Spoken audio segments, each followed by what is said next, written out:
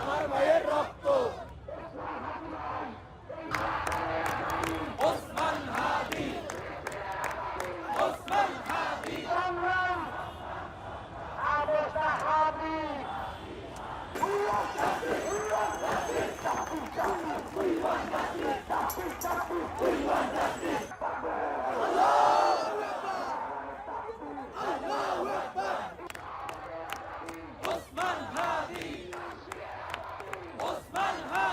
আন্দোলন চলমান ছিল। জনাব তারেক রহমান আসার কারণে আন্দোলন কিছুদিন স্থগিত ছিল। আমরা আজকে ২৬ তারিখ রাত হয়ে গেছে। এই শাহবাগের আন্দোলন গণজমায়েত যে শুরু হয়েছে, এই গণজমায়েত আমরা সারা দেশব্যাপী আমরা ছড়িয়ে দিতে চাই।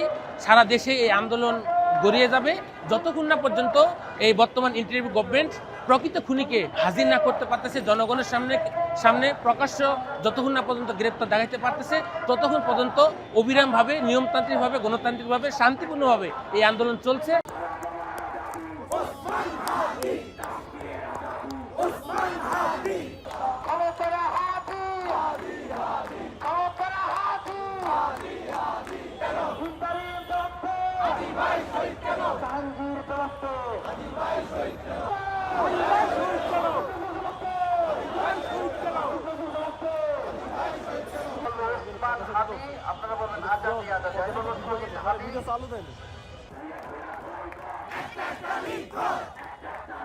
কারণ তারা জুলাই যোদ্ধাদের নিরাপত্তা দিতে না পারে, তাহলে কি করে তারা এই যে প্রার্থীগুলো হবে, যারা নির্বাচনে অংশগ্রহণ করবে, তাদের কিভাবে নিরাপত্তা দিবে? এবং শুধু শহীদ শরীফ ওসমান হাদি নিহতের পরেই এটা থেমে থাকেনি। আমরা দেখেছি শরীয়তপুরে, এরপরে কিছুদিন আগেও দেখছি যে জনাব তারেক রহমান সাহেব যিনি বাংলাদেশে আসবে তার একদিন আগেও মালিবাগে ফ্লাইওভার থেকে মগবাজারের দিকে, মগবাজারে একজন পথচারীকে হাদি মানে আজাদি, হাদি মানে আজাদি, তুমি বলো হাদু, হাদি, হাদু, হাদি, হাদি, হাদু, হাদি। আমাদেরকে তো এই লড়াই চালিয়ে যাইতে হবে। বাংলাদেশের স্বাধীনতা সার্বভৌমত্বের প্রতীক জুলাই যোদ্ধার প্রাণ। যে আমরা খুবই আশাহত হয়েছি যে এত বড় একটা জুলাই অভ্যুত্থান সংগঠিত হওয়ার পরে আমাদের অভ্যুত্থানের মধ্য দিয়ে যে সরকার গঠিত হলো, যে সরকার পদে পদে তার ব্যর্থতা প্রমাণ করলো।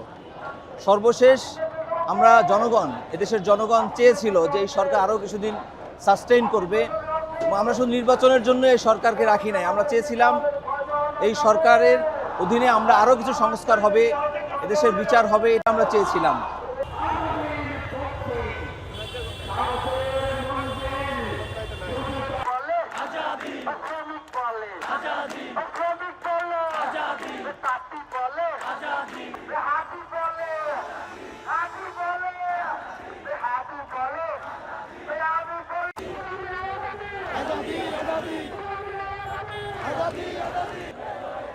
আমরা সবাই হাদি হব, আমরা সবাই হাদি হব।